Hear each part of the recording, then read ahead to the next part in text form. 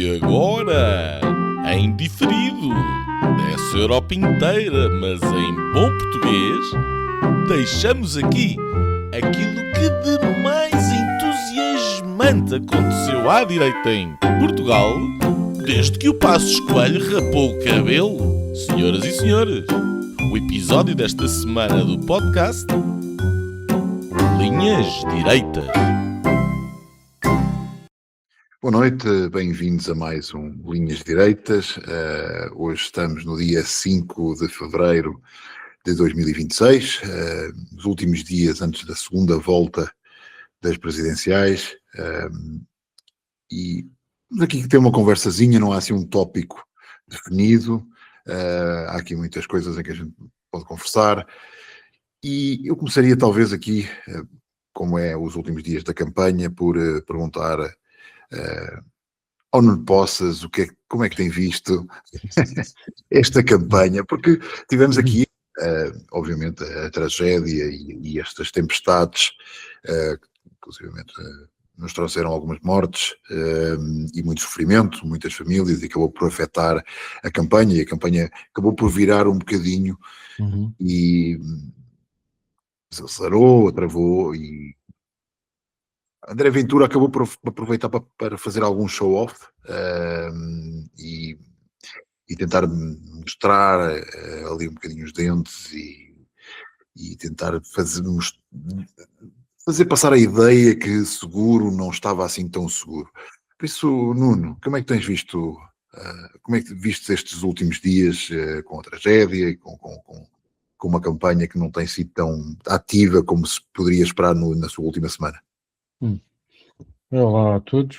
Eu vou-vos confessar uma coisa. Pai, há 2 semanas eu queria que a campanha não acabasse nunca, porque me estava a divertir bastante com ela e bem, as coisas estavam relativamente vivas, etc. Até à primeira volta. E eu neste momento já só quero que isto acabe. Acho que já não tenho saco para eleições presidenciais. Ainda por cima, porque por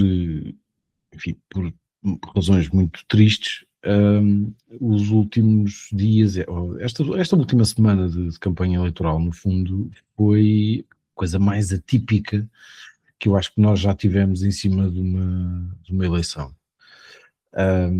Foi que em 2021, também com aquela história do Covid, que também não foi muito fácil, não é? Não, mas aí eu acho que foi por estupidez, não é? Não, mas já estavas a entrar naquela fase mais crítica do Covid, em que já estavas com... Sim, mas sim, mas já estava assim meio, não é? As coisas, apesar de tudo, não foram assim tão más, mas não foi surpresa na altura, já sabia. Não, sim, mas estávamos ali naquela ressaca do Natal e não sei o quê, e houve ali um mix, enfim, mas apesar de tudo as coisas eram um bocadinho diferentes, porque... ou seja, não havia, na altura não havia propriamente não é bem um comboio de tempestades, mas uma centrifugação de acontecimentos que levava a que todas as campanhas se direcionassem exclusivamente para aquele tema. Até porque havia, infelizmente, mas havia uma espécie de unanimidade e de unidade nacional relativamente ao tema, e portanto aquilo acabou por não ser um assunto, porque ninguém discordava de rigorosamente nada. E incluindo o próprio André Ventura, que foi candidato.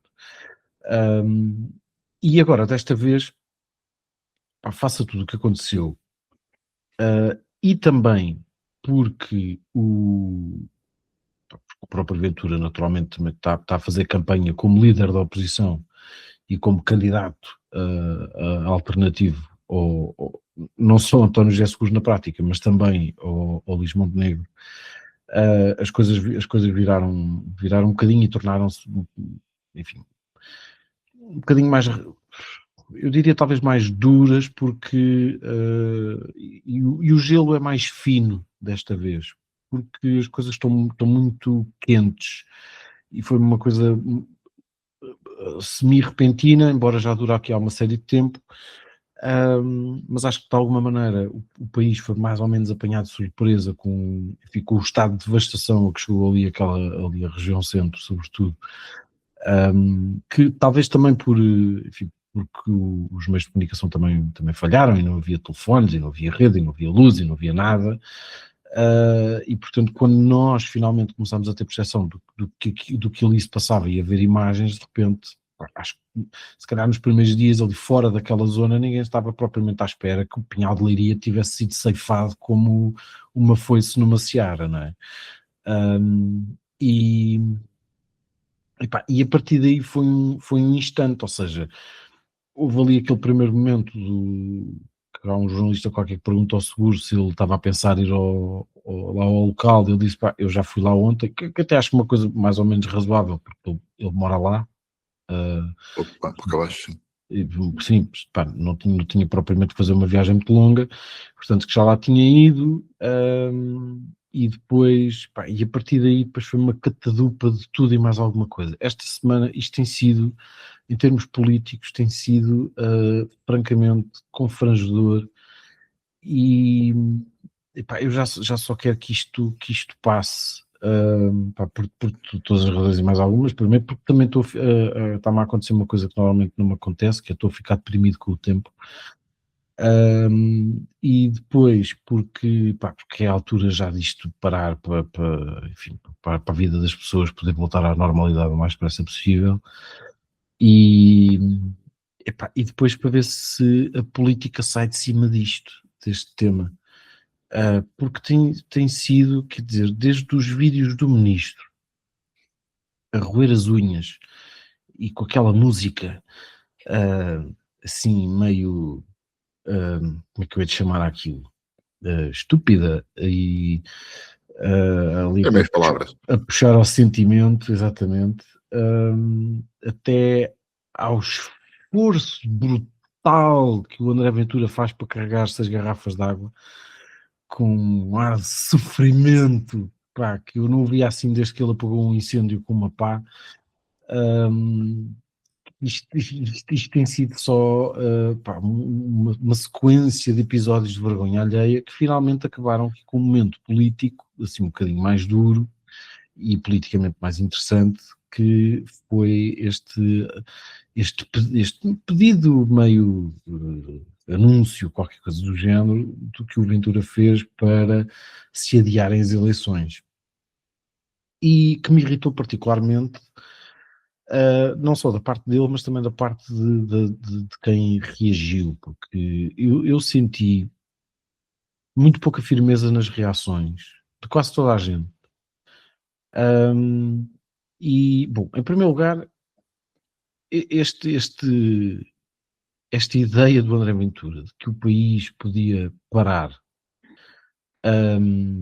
e suspender aqui a campanha eleitoral ou adiar as eleições por mais, não sei, uma semana, 2, quando aquelas muitas regiões nem sabem muito bem como é que vão estar daqui a uma semana,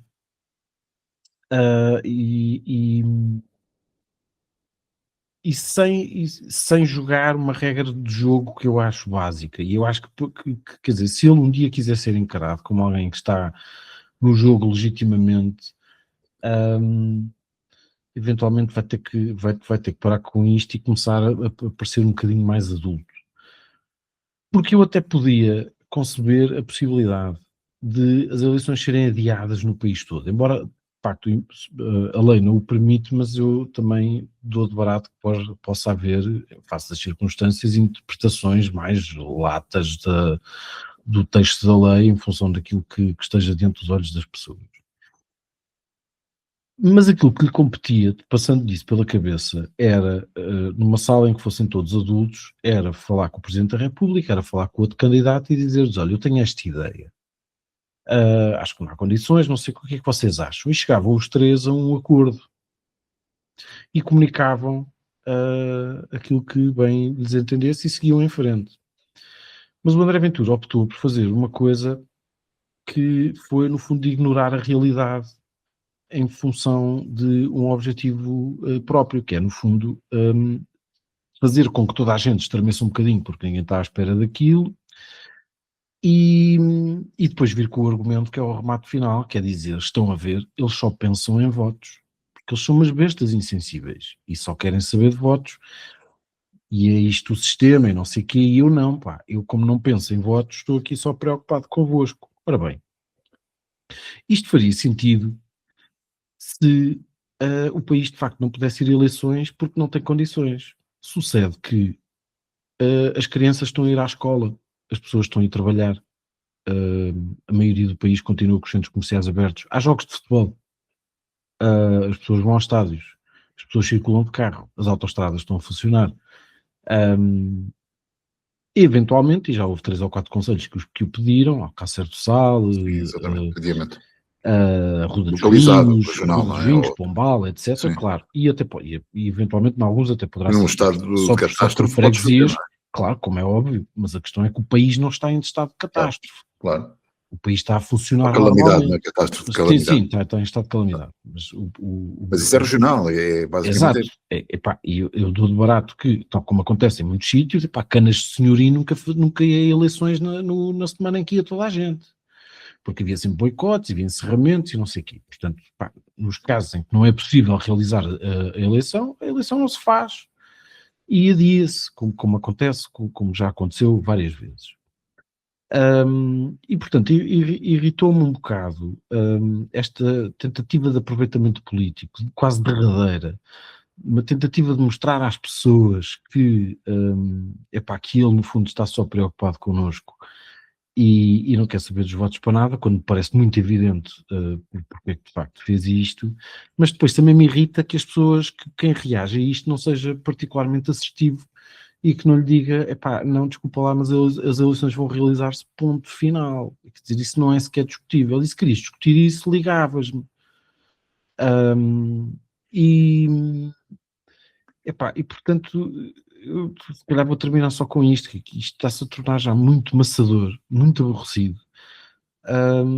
E estamos quase a atingir o grau zero da palhaçada.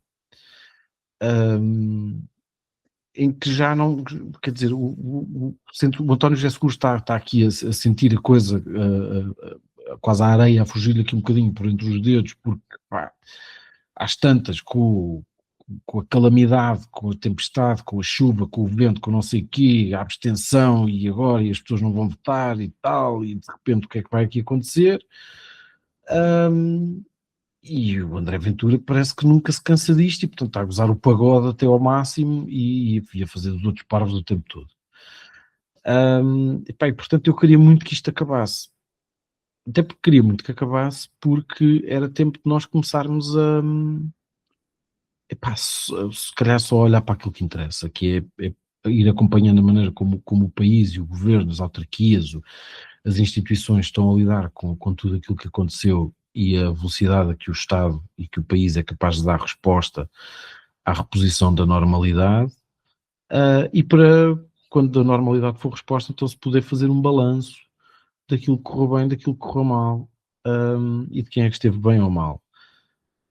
Porque até lá continuamos só nisto, que é como com toda a gente a tentar fazer disto um espetáculo permanente e em alguns casos um espetáculo bastante triste que acho que tem sido só degradante para toda a gente. Nuno Lobreiro, como é que tu tens acompanhado? Aqui isto do governo, nós estamos numa campanha eleitoral, mas houve esta tragédia que continua, não é? Quer dizer, agora tens locais como a Cácer do Sal e outros, a zona de Torres Vedras também, que sofreu bastante durante a noite de ontem, com chuvadas, estradas cortadas, populações isoladas, como acontecia nos anos 80 no Ribatejo, nós já não nos lembrávamos, mas isso acontecia. Coimbra quase entrar em pânico porque poderia a barragem da Agueira começar a libertar água e todo o Val do Mondego acabou por não acontecer. A área do Mondego ali entre Coimbra e a Figueira da Foz acabou por ter até uma semana mais ou menos tranquila. Mas, além das presidenciais, o governo andou aqui também a baralhar, um bocado baralhado, não é? tivemos um ministro a falar que as pessoas tinham que se aguentar com o dinheiro do mês anterior, quer dizer, que é uma coisa assim, isto mostra que é praticamente é dar o pão ao André Ventura para depois sobressair. Viu-se ontem na entrevista que ele deu, quer dizer, ele não era uma entrevista só de um candidato à presidência, mas era de alguém já atacar o governo e a ter essas migalhas que lhe davam e ele a aproveitar. Também a questão das ajudas à população, porque ao que parece saiu um valor, e o valor não era mensal, já era anual, e depois sai já voltam atrás. Aquilo foi uma eu não consegui, no final sei que havia um valor que era 1090€, mas não consegui perceber quanto é que é o valor mensal nem o anual. Portanto, a coisa é tão baralhada. Portanto, aí perguntava-te qual é a tua análise não só desta campanha, que acaba por já não ter muita força, porque até é seguro, eu acho que ele perdeu um bocado a atração, não acho que ele vá perder, mas acho que estava a preparar uma última semana para criar uma imagem, não vai conseguir, mas também a atuação do governo e da oposição, de toda esta gente, que parece estar nas mãos do Ventura, e cada coisa que acontece o Ventura sobressai e passa os tempos aos gritos, e os outros não conseguem aparecer, não conseguem reagir, como o Nuno Gonçalo acabou de dizer, não lhe conseguem dar um grito, não lhe conseguem dizer não é assim, parece que têm medo. O que é que tu achas? Eu acho mal, pronto. Boa, pronto, seguimos então para o próximo. Obrigado, boa noite. Vamos agora às linhas direitas. Antes de mais, olá a vocês os dois e aos nossos ouvintes. Espero que estejam todos bem e que estejam a salvo destas tempestades, e desejando que quem foi afetado que consiga recuperar rapidamente, quer em danos pessoais ou materiais. Há aqui várias coisas, eu acho que importa notar. Talvez começando pelo fim, pegando um bocadinho naquilo que vocês estavam e tu estavas a comentar, esta circunstância forçou a acontecer uma coisa que não estava no guião. E não estava no guião aparecer Luís Montenegro, nem aparecer o governo, não estava no guião político, neste momento, aparecer o governo na equação. E isso traz aqui uma coisa nova, porque enquanto que, estando Luís Montenegro e o governo relativamente resguardado, porque não tinham candidato, não tinham aposta, não tinham apoio nas eleições presidenciais, estavam de fora, a partir do momento em que entram e há uma avaliação subjacente à sua prestação por parte das pessoas, pode haver uma vontade de trazer para a eleição a opinião que se tem da prestação governamental. Ou seja, para quem fique particularmente irritado, chateado, zangado, desiludido, magoado com a prestação governamental e não estivesse particularmente entusiasmado com António José Seguro, como tirando o Nuno Poças, acho que ninguém está. O Nuno Poças diz que está porque está desde o início, é um verdadeiro. Mas o resto das pessoas, não, nem toda a gente está desde 2024 a falar no seguro. E portanto, pode dar-se o caso de que, olha, estes tipos portam-se tão mal que eu vou lá, eu vou votar na oposição, vou votar no Ventura. Portanto, isto pode dar aqui uma dinâmica por si só. Mais que um voto de protesto, um voto de raiva. Voto de protesto. Pode dar outra dimensão ao voto de protesto. Embora também haja, deixa-me só dar aqui uma nuance, é mais informativa do que outra coisa. Acho que foi a única sondagem que saiu em que a pergunta era feita, acho que foi ontem na CNN, aquela tracking poll ou não sei o quê, que tinha uma pergunta que era sobre, relativamente aos dois candidatos presidenciais, qual deles é que tinha lidado melhor com esta toda a situação da catástrofe e não sei o quê, e o seguro ganhava de longe. Isso é natural, mas quanto é que o Ventura tinha? Epá, era uma coisa abaixo de 20%. de avaliação positiva. Certo, isso é um número significativo. Mas pronto, essas coisas também valem o que valem. Sim, claro. Agora, de qualquer maneira, é um dado. Se vai acontecer, se não vai acontecer, ou como é que se vai revelar, eu não sei. Agora sei que o governo apareceu quando não era suposto ter aparecido, e aquilo que é a minha... Eu sei que eu, como estou fora, e... tirando acompanhar a política e as coisas que vão acontecendo o melhor que posso, não vejo televisão e não estou a acompanhar tudo que vai acontecendo ao pormenor, mas a minha avaliação do governo e do primeiro-ministro em particular é extremamente negativa. Não é propriamente positiva, quer dizer, acho que não se sai daqui com uma ideia de que a coisa correu particularmente bem ou está a correr bem. E como não correu bem e está a correr mal, a haver algum impacto na eleição presidencial, será o impacto que é contra o governo. O impacto contra o governo é um voto de Ventura. Pronto, portanto há esse dado. Porque é que me parece que as coisas estão a correr mal ao governo? Desde logo o primeiro-ministro. Aquele voto de condolências, transmitir as condolências àquelas pessoas que não tiveram a capacidade Espera que eu já te digo a frase. para Trágica consequência de perder a vida. para evitar a trágica consequência de perder a vida, é das coisas mais ridículas que eu já vi. Mas ele até soluçou quando leu aquilo. É natural, Espera aí, porque quem é que o me problema é que ele não escreveu estava preparado. Só que Foi o como é chat um GPT boneco, ou foi o Gemini? Não é? como é um boneco, ele leu na mesma, não é? Pois. Aquilo dá a ideia de que o que feito em cima do joelho, como acontece muitas vezes, portanto, há uma tendência muito grande dos governos da AD de ter má comunicação, porque não dão a devida importância à comunicação política, mais a mais num processo de crise, como é este, e uma gestão de crise, onde a comunicação política é particularmente importante. E eu não estou a dizer comunicação no sentido de fazer spin, mas até no sentido de ser o mais verdadeiro e factual e sério possível, que eu acho que as pessoas nestas alturas querem. E não havia que inventar, e aquilo é óbvio, aquilo é incompetência máxima de, escreve aí umas linhas de condolências, mas tenta minimizar a questão da tragédia, portanto, evita falar de mortes. E houve alguém que teve aquela brilhante ideia de escrever aquela frase, e ele, a ler, não teve, ou porque não leu antes, o que é mau, e portanto estava a ler palavras de outra pessoa que nem sequer se deu ao trabalho de verificar, ou então, tendo lido antes, não se apercebeu do ridículo que aquilo depois falado realmente era. Qualquer uma das duas é muito má.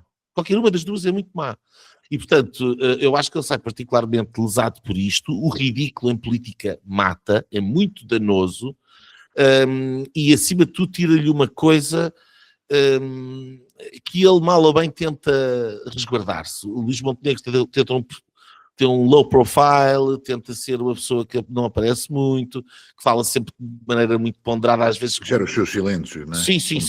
E quanto a mim soa um bocado a fake, muitas vezes a coisa, um bocado estudado e tal, e não sei o quê, mas pronto, ele tem essa maneira de ser, e portanto ele não aparece muito. E agora aquilo que aparece dele é este ridículo deste clipe viral e desta coisa da trágica consequência, das condolências para as pessoas que sofreram a trágica consequência de não conseguir evitar, não conseguir evitar a trágica consequência da morte. Até me baralho. Trágica consequência de perder a vida. Exato. Mas pronto. É muito mau. Depois temos a Ministra da Administração Interna, que parece um boneco. Quer dizer, a contra-informação seria... Eu aposto que não vai falhar muito. Ela vai dar um excelente boneco pelo Hermano José. O Hermano José vai fazer lindamente de Ministra da Administração Interna, e há de fazer um bom sketch, porque ela, de facto, pelas expressões, maneirismo, etc. E depois é esta coisa saindo um bocadinho da espuma dos dias, do perfil, porque, quer dizer, quem escolhe o Ministro da Administração Interna é o Primeiro-Ministro, atenção. E é óbvio o que é que está ali, quer dizer, quem é que eu posso pôr ali na Administração Interna? Quem é que é um craque aí da academia e tal, que tem umas ideias e tal, e não sei o quê, uma pessoa com currículo, para mostrarmos que temos pessoas com um bom currículo, que o PSD consegue ir buscar a fina flor intelectual, etc, não sei o quê. E pronto, e com certeza a senhora deve ter ótimas ideias e ótimo currículo e não sei o quê. Mas o Ministro da Administração Interna, o perfil não devia ser este, é óbvio. É óbvio. É óbvio. Porque das duas uma, o Luís Montenegro tem a mesma técnica que correu bem a António Costa, de ter umas personagens secundárias da administração interna para quando há crises deixar a queimar enlumbrando. Foi aquela primeira senhora das férias, que interrompeu as férias. A Constança. Exato, Urbano de Sousa, não era? E depois foi... E depois foi o Cabrita. Cabrita, então, quer dizer, esse saiu bem passado, estorricado. E prestou-se à função e ao serviço.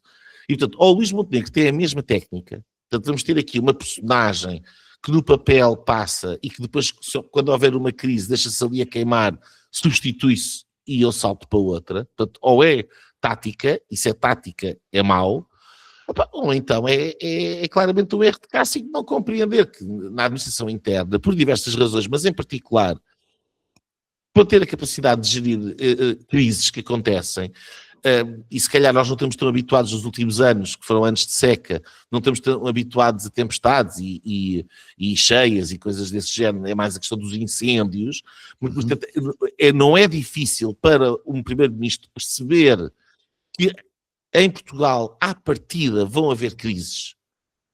Isso vai acontecer. E colocar lá uma pessoa com este perfil é claramente inadequado. E, portanto, seja por tática propositada, ou seja, por não conseguir perceber quem é que devia ter naquela função, é mais uma coisa que eu acho que corre mal a Luís Montenegro. Depois temos aquelas declarações muito infelizes do Castro Almeida, quer dizer que mais uma vez eu percebo o que é que o homem estava a tentar dizer, não é? Quer dizer, ele está ali a tentar mostrar que vai ficar tudo bem. No fim é esta história, eterna história do Covid, isto vai ficar tudo bem. E é o Estado paternal, que há aqui agora uma coisa que saiu do guião, mas o Estado vai resolver e no fim vai ficar tudo bem. Só que é óbvio que tem panos curtos para se mover, quer dizer, não há mundos e fundos, não há fundos ilimitados, o dinheiro não chove do céu. É uma questão logística também, quer dizer, fazer obviamente, não é fácil de resolver. Identificar quem é. Não é fácil de resolver, nem é expectável que o Estado resolva os atos de Deus. Quer dizer, nós temos que perceber isso. Há uma coisa que é, quando as infraestruturas estatais, já lá chega, quando as infraestruturas estatais contribuem para o agravamento de uma crise, quando é claramente havia a obrigação de fazer melhor, e há aqui casos onde isso é particularmente notório. Outra coisa é achar que o Estado tem que imediatamente estalar aos dedos e é como se não tivesse acontecido nada, quer dizer, passa um comboio, como dizia o Poças, um comboio de tempestades e o Estado vem a seguir e resolve tudo. Isso não existe. Mas claro que o político está a falar na televisão para esta alcateia de jornalistas que estão sempre à procura do soundbite, seja pelo positivo, seja pelo negativo, e que não têm uma pinga de bom senso, está ali a tentar fazer o quê? Está ali a tentar dizer, não, vai haver isto, vai haver aquilo, vai haver aquilo outro. E depois, e agora, neste momento, hoje, como é que é? Agora... Quer dizer, como se fosse possível fazer uma transferência imediata para toda a gente que está a precisar de dinheiro naquele momento e que foi afetado por uma coisa. E o homem disse aquilo que agora acabaram de receber, portanto as pessoas devem ter alguma liquidez. Isto era o que o homem devia estar a querer dizer. Não é óbvio que saiu mal. Foi apanhado de surpresa ali.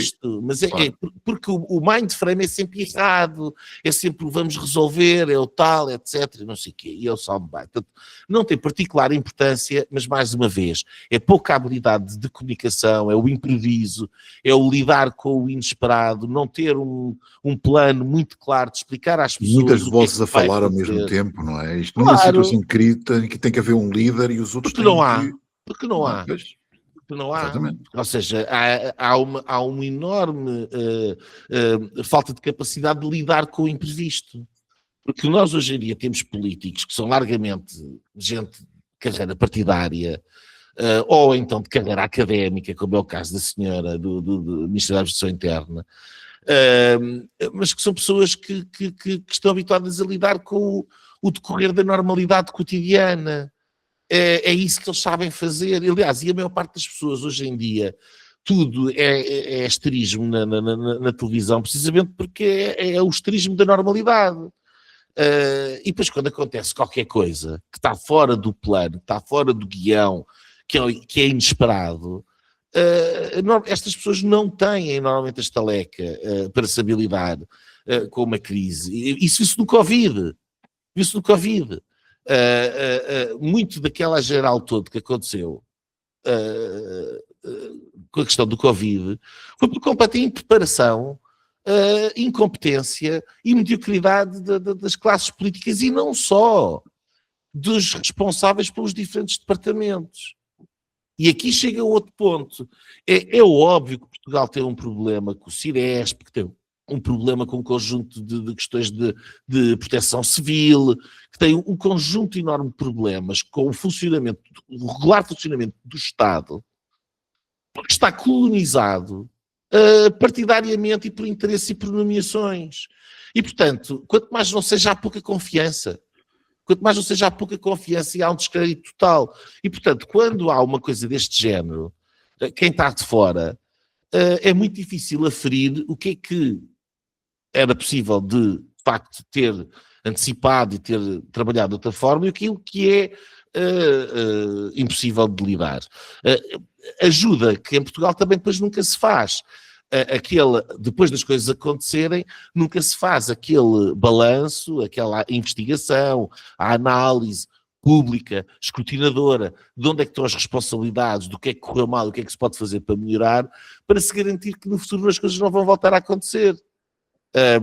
Portanto, como nós vivemos sempre nesta histeria mediática do momento, na irresponsabilidade garantida para o futuro, as coisas passam-se um bocadinho sempre neste registro, quer dizer, incompetência, impreparação e a noção que as coisas basicamente vão ficar da mesma maneira. Quanto à questão política da campanha e dos dois candidatos, eu acho que o Seguro mostra aquilo que é, quer dizer, é um candidato fraco, nunca foi um político particularmente bem sucedido em momento algum da sua carreira política, quer dizer, ele nunca se revelou particularmente brilhante em qualquer momento, pelo contrário, nas diferentes posições que ele já esteve, nomeadamente como secretário-geral do PS, a imagem sempre que deu foi de alguém que não conseguiu gerir, controlar, liderar, afirmar-se. Admito que também, enfim, que haja outras razões e que tenha sido feita à folha, digamos assim, por um conjunto de pessoas ligadas ainda a Sócrates e Costa e toda essa linha que durante muito tempo mandou no Partido Socialista. Não ponho isso em causa, mas a verdade é que também nunca se viu dele a capacidade de se afirmar de uma forma muito decisiva perante as adversidades e politicamente onde quer que seja. E tudo aqui não é diferente, quer dizer, é um bocadinho, e tal, não sei o quê, o cinzentão que diz umas coisas e tal.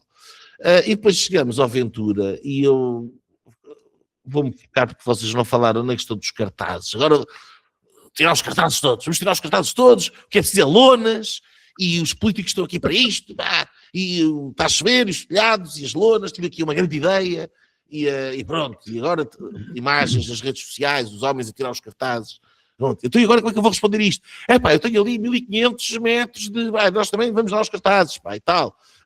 E, portanto, e de repente, quem é que imaginaria, graças a Deus que estávamos em campanha eleitoral e havia cartazes.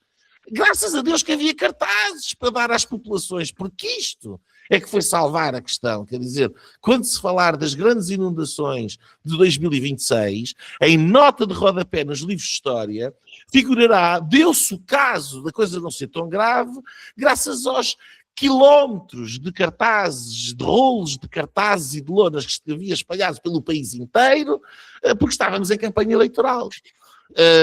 E pronto, e portanto... Meteram o Cristina nas lonas, não é? Eu acho que o país é que está nas lonas, porque, e eu percebo o Nuno Poças, que diz que está farto. Eu acho que a maior parte das pessoas está farta, claramente. E o Ventura corre o risco de a coisa também, de ele cansar, porque ele também tem este efeito, não é? Eu não sei o que é que vai acontecer no próximo domingo. Acho que provavelmente o António José Seguro vai ganhar as eleições. Agora, aquilo que eu acho no meio disto tudo é que, como sempre, nunca se discute o essencial, nunca se analisa a fundo as questões, está-se sempre na rama, está-se sempre a tentar parecer bem para a fotografia, está-se sempre a tentar fazer um número, e isso é aquilo que vai também chateando as pessoas, porque tudo isto cheira a fake, não é? Quer dizer, desde as lonas ao adiamento das eleições, quer dizer, é uma evidência que onde as eleições não podem decorrer, porque não há condições, elas são adiadas e não é particularmente grave, a não ser que o número de votos não expresso nesse dia seja superior, ou seja, o número de eleitores impedidos de votar seja superior à diferença entre os dois candidatos. Não é expectável que assim seja, porque não estamos provavelmente a falar de um terço do país, ou uma coisa assim do género, a não ir a votos, e portanto não é expectável que assim seja, portanto não há necessidade de fazer mais histeria, de fazer gerar mais instabilidade e mais problemas para além daqueles que já existem, e acho que falta muito bom senso e seriedade a tratar dos assuntos. É a minha opinião sobre esta matéria. Falta Passos Coelho, é o que falta. Quer como primeiro-ministro, quer como candidato. O que era bom é que fosse Passos Coelho candidato à presidência da República contra Passos Coelho candidato à presidência da República, num país com o primeiro-ministro Passos Coelho a lidar com a crise, onde o Ministro da Administração Interna Passos Coelho falava candidamente. Portanto, fazem falta 4 Passos Coelho. 4 Passos Coelho, pelo menos. Não são 3 Salazar, são 3 Salazar, são 4 Passos São Coelho. 4 Passos Coelho. O que significa que um Salazar é superior a um Passos Coelho. Esta matemática. Essa devia, Segundo essas... Sim. temos que ver. Mas já tivemos um argumento fascista do dia, já vamos para o pelourinho cibernético. Mas valia teres ficado só logo pelo teu comentário inicial, e ficavas por aí, pá. O quê? Em vez, quando disse, com aquela resposta sucinta que ele deu, não ou sim, pois. aquelas por aí já não tínhamos Acho argumentos mal. fascistas, pá. Pois, achas mal, exato, foram 2 palavras, vá, não foi só Acho uma mal. palavra. Eu podia E ter pronto. encurtado isto e dizer: acho mal, o que faz falta são 4 Passos Coelho. Ora Pronto, bem, e estava, E mais estava nada. tudo dito, não é? mas é por isso que o André Ventura tem uma carreira política e tu não. Ora, Tu estás aqui a falar connosco. Graças a Deus. E nós aturarmos. Graças a Deus. Não, mas eu, do meu ponto de vista, há aqui várias coisas interessantes. Eu acho que até foi antes disto acontecer. Há uma entrevista muito interessante do Diogo Pacheco Amorim.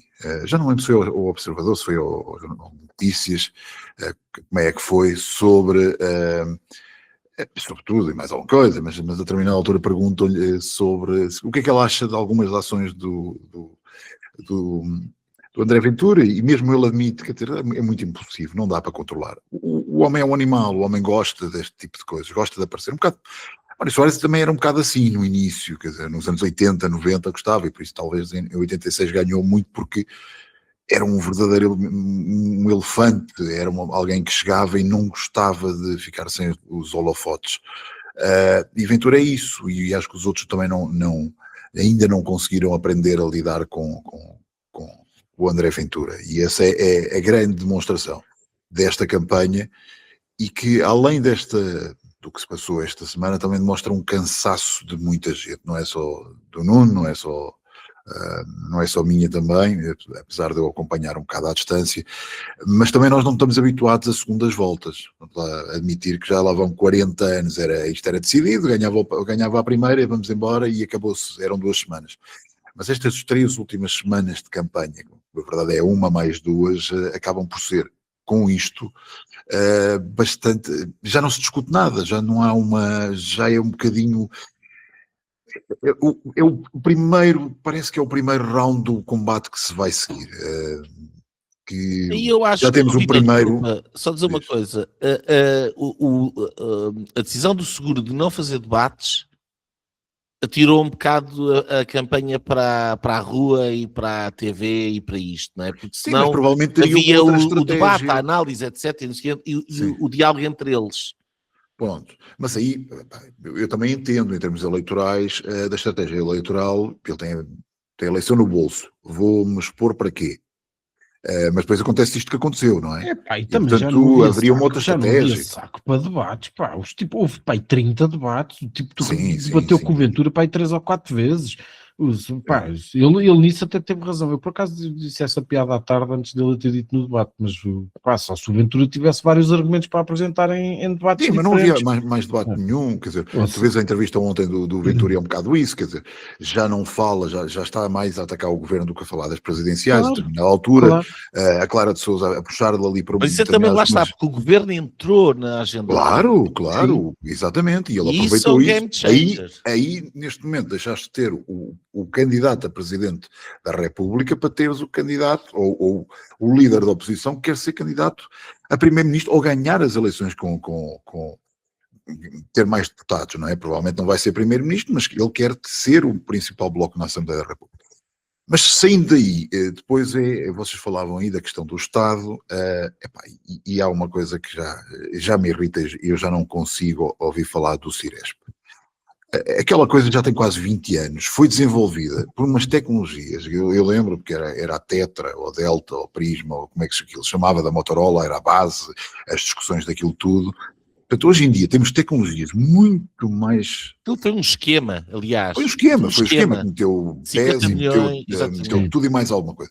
E nós andamos a enfiar dinheiro naquilo, já vão 700 milhões, ou o que é, de uma tecnologia que... Basta ter assinaturas da Starlink. Acabou. Exatamente. Hoje em dia, quer dizer, são 20 anos, a tecnologia evoluiu e nós continuamos a meter dinheiro ali numa coisa que falha no momento em que não pode falhar. Não é? Quer dizer, ou seja, aquilo não funciona. Tu só notas que não funciona quando era suposto que funcionasse. Exato. Quando não é preciso, funciona. Ele desligado está ótimo. Quando não é preciso, funciona. Portanto, exatamente. Aí 90% do tempo ele é bom. Exato. Tens um conceito que é o mean time between failures, e as falhas acontecem sempre no sítio, é o azar, não é? Acontecem sempre no momento da emergência. Aquilo não funciona. E depois a degradação que tu hoje tens também naquilo que é o INEM. E houve a questão das ambulâncias, que não sabiam onde é que estavam as ambulâncias e tal, e houve um observador, alguém que dizia, não recordo o nome, que há 20 anos atrás não sabiam onde é que estavam, não havia tecnologia, mas sabiam onde é que estavam as ambulâncias por rádio, por contacto. Hoje tu tens tudo e mais alguma coisa, tens GPS, tens tudo. E eles não sabem onde é que estão as ambulâncias. Como é que nós chegamos a este nível? Isto é completa degradação do serviço público. E isto hoje em dia, essa é a discussão que nós devíamos ter, quer dizer, quanto mais se paga de impostos, e tu sentes que o país, o Estado, o serviço público está cada vez mais degradado. Basta ver o SNS, basta ver as escolas, basta ver tudo. E sabes o que é que vês também, Vítor? E é por isso que aparece um André Ventura que consegue trazer gente para as votações que antes não votava. Qual é que é a solução que o Ventura apresentou? Nenhuma. Pronto. E o que é que o governo fez em 2 anos desde que lá está? Nada. Pronto, Pouco ou e, nada. portanto, esta questão do Ciresp devia ser uma questão, digo eu, pelo menos desde Pedrógão, que tenho falado muito sobre isto. Já lá vão 9 anos, não é? Quase 9 anos. Era 9 anos, foi em 2017, aquele ano fatídico em que houve 2 incêndios com dezenas de mortos. Sim, sim. No total superaram os 100 mortos. Uhum. E eu sou particularmente sensível, porque uma coisa é a corrupção, é assim, não me interpretem mal, é péssimo, é terrível, mas quando há mortos, a coisa torna-se mais premente, é mais urgente. Quando a incúria e a incompetência do Estado tem como consequência a morte de pessoas, e não é a terrível consequência de não conseguir evitar perder o dom de vida, ou o que é que o outro disse, é as pessoas morrerem ou por inação ou por má ação do Estado, a coisa não pode passar em branco. E, portanto, eu não consigo conceber que possa haver um programa de governo reformista da AD que não tenha um plano concreto para resolver esta questão. Tu não podes, 2 anos depois de terem tomado funções, chegar à conclusão que não fizeram rigorosamente nada nesse aspecto. Com tantas comissões que há para tudo e mais alguma coisa, não houve uma criada para olhar para isto, não é? Eu não percebo. Por exemplo, a questão quando foi o apagão, e eu estava no Alentejo, porque no Alentejo... O teu gerador, não é? Estamos completamente independente fora da rede e tem Starlink, e portanto eu até estava a ver quais é que eram as televisões que tinham ido abaixo e quais é que não eram, porque eu tinha acesso a tudo pela internet, e eu estou simplesmente a pensar, mas porquê que não há mais, ao nível do Estado, não estão na minha situação, quer dizer, ter a capacidade de garantir que tem energia não é muito complicado, basta ter uns geradores e ter uma ligação por satélite. Eu não percebo, não são precisos tantos milhões assim de euros para fazer uma coisa como deve ser. E pronto, eu queria só dar essa nota. Acho que isto também demonstra, já são 2 anos, não podemos dizer que é culpa do Costa, é óbvio que a culpa é do Costa. O Costa está metido na problemática do Ciresp desde o início, com a Ministra da Administração Interna. Portanto, ele está lá metido naquela embrulhada desde o início, naquilo que foi uma negociata para uns quantos ganharem dinheiro. Na altura, metido com o BES ao barulho, eram 50 milhões, ou o que era, que começou aquela porcaria. Era tudo mesmo, BES, PT, tudo. Tudo ali. E pronto, é o exemplo. E depois morrem pessoas, e como tu dizias, passaram-se 9 anos, e entretanto há uma incapacidade completa de se pôr ali qualquer coisa que funcione. Eu não consigo compreender. E se eu, pelo lado do Partido Socialista, percebo, porque isto é a prática do Partido Socialista, não tocar nas coisas, que entretanto haja um governo da AD, não tenha uma proposta, que não haja uma visão concreta sobre como é que haveriam de lidar com este problema, eu acho que demonstra um bocadinho também aquilo que é esta governação do Montenegro, que é, há ali umas coisas que estão melhores, há ali uns ministérios que estão a fazer qualquer coisa, e que tem umas quantas pessoas que são competentes, mas depois no cômputo geral é um bocadinho a continuação da política do Costa por outros meios, e isso é que entristece também disto tudo. Não é por outros meios, é só com outras pessoas. Exato, os meios não existem. Os meios são os mesmos, ou não existem, são os mesmos. Mas, não existem, mas nós olhamos para o Orçamento do Estado, nós olhamos para a execução fiscal, e nós percebemos que há cada vez mais dinheiro que é tirado da economia, e que nós não sabemos para que é que... Bom, temos cada vez mais funcionários públicos, óbvio, mas a folha salarial é cada vez maior, gasta-se em outras coisas, mas naquilo que já está identificado. E não notas, pá. E não notas, claro que não. Isso é o mais fascinante, é que tu tens mais funcionários públicos e não percebes onde é que eles estão. O que é que estão a fazer? E o dinheiro?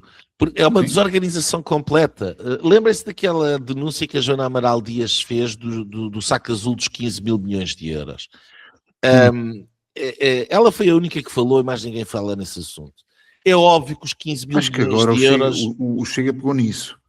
Pronto, vamos ver. Li qualquer coisa. Mas é óbvio que os 15 mil milhões de euros não é um saco azul para desviar dinheiro. Talvez em parte possa ser. A maior parte daquele dinheiro é porque há uma uma completa incapacidade de gerir o monstro do Estado, e como não sabem como é que hão de justificar as diferentes obrigações e verbas e coisas e projetos e tretas que existem, atiram para uma rúbrica de despesas extraordinárias. E de repente tens uma rúbrica de despesa extraordinária que é o maior ministério que existe em Portugal em termos de rúbrica orçamental. E isso só por si é óbvio que é grave, porque dá asa a muito desvio de dinheiro, dá asa a muita corrupção, dá asa a pouco escrutínio e a gastar-se muito dinheiro em coisas que ninguém faz ideia do que é que estão a ser gastos. É verdade, e a Joana Amaral Dias tem toda a razão nesse aspecto, mas eu não, acho que muito daquele dinheiro deve ter bons propósitos. E acima de tudo demonstra que é muita desorganização e uma incapacidade de meter a casa em ordem. Não conseguem meter a casa em ordem. Ela, de ano para ano, vai estando cada vez mais desordenada. E infelizmente, eu acabo sempre a tocar a mesma música, não é? Mas infelizmente isto tem muita responsabilidade europeia aqui. Porque a verdade é que desde que o balanço esteja dentro daqueles parâmetros, continuam a vir os subsídios, continuam a vir, que muitas vezes é um problema em termos orçamentais, esta pressa, e agora como é que não vamos perder o dinheiro, o que é que se faz a isto, o que é que se faz aquilo e não sei o quê. E é simplesmente uma confusão para andar ali a garantir o PRR, a bazuca e a porcaria do subsídio disto e do subsídio daquilo para fazer o projeto disto e o projeto daquilo e não sei o quê. É tudo uma grande confusão, mas desde que aquilo esteja ali naquela fronteira, a coisa vai passando e o BCE vai certificando. E se não houvesse essa certificação, as contas não... Isto não passava, não é? Havia uma necessidade de se pôr ordem na casa e aquilo que acontece é que a casa vai lentamente apodrecendo, apesar de haver dinheiro. O que demonstra que o problema está claramente na gestão política do país. Exatamente. Olha, eu agora gostava aqui de pegar de um tópico, atravessámos um bocadinho a fronteira, não está a acontecer só em Espanha, mas que um tópico que nos é muito querido, que é a questão da liberdade de expressão. Esta semana vimos de Paris e também em Madrid, quer dizer, não foi bem em Madrid que o senhor foi fazer estas declarações para o Dubai, e portanto devem ter adorado o que ele disse. Mas em Paris foi as buscas feitas ao escritório do Twitter, onde foram por causa das questões dos algoritmos e por causa, obviamente, da desinformação e de tudo e mais alguma coisa, e o senhor Sanches também já a querer impor a tal lei, fala-se só na questão dos menores de 16 anos não terem acesso, deixarem de ter acesso às redes sociais, como já começou. Começou pela Austrália, mas já está, como nós prevíamos, isto agora é uma avalanche, vão ser todos, mas que a partir daí tu tenhas que, para ter acesso a uma rede social, tens que identificar e tudo fica marcado, e as redes sociais que têm que quando tu fazes declarações que não estão, que são consideradas como, por exemplo, em Inglaterra, podem causar alarido social, o que é que isso seja, e isto começa a ver algo que parecia que era inevitável, mas era optimista que isto, de alguma maneira, poderia ser parado, mas vejo que não. Acho que isto vai ser cada vez mais óbvio que as redes sociais vão ser cada vez mais controladas, apesar dos Estados Unidos agora, o Congresso ter já lançado algumas ideias de inclusivamente tirar vistos a pessoas da União Europeia, da Comissão Europeia, que estejam ligadas a isto, ser ainda mais forte, porque são as empresas hoje em dia americanas que financiam em grande parte com as suas multas o orçamento da Comissão Europeia, e isto vai se tornar ainda pior, e portanto eu gostava de saber, obviamente, vou começar pelo Nuno Poças e depois deixo para Nuno Lebreiro, como é que tu, estando em Portugal, vistes isto? Percebeste do que estava a acontecer, ou por causa de todas estas coisas que aconteceram nesta semana passou um bocadinho ao lado? Não, eu fui vendo, pá, acho que não com tão grau de detalhe, mas fui tendo conhecimento do que é que se passava e de quais é que eram as intenções e não sei o quê. Eu sobre isso tenho uma posição de princípio hum, mais ou menos estanque, embora tenha, enfim, tem algumas nuances. Uma das nuances tem a ver com a questão em primeiro lugar, obviamente, da questão da verificação de factos e e sinceramente acho que o modelo que tem o X, hum, hoje em dia não sei se aquilo ainda funciona da mesma maneira, mas houve uma altura que eram os próprios utilizadores que podiam fazer verificação de factos a terceiros e aquilo até funcionava bastante Os bem. community notes. Exatamente, e aquilo era bastante útil, porque havia sempre ali alguém que dava um contexto diferente àquilo e depois podia ser validado e não sei o quê. Pá, preocupa-me naturalmente a capacidade que as redes sociais têm de proliferar uma coisa que as redes sociais não inventaram, obviamente, que são notícias falsas ou factos falsos, ou seja lá o que for. Chamavam-se boatos antigamente. Antigamente chamavam-se boatos, hoje em dia são boatos na mesma, ou notícias propositadamente falsas, ou factos, seja lá o que for, factos alternativos, também já houve essa designação, mas que, pá, obviamente com uma capacidade de proliferação muito maior e na verdade partilhado para um mundo de muita gente não consegue distinguir aquilo que está a ver e agora, enfim, com os vídeos da inteligência artificial e não sei o quê, é tudo ainda mais problemático portanto eu tenho alguma sensibilidade a isso. Tenho, ao mesmo tempo, bastante sensibilidade a que todas estas coisas sejam controladas por governo.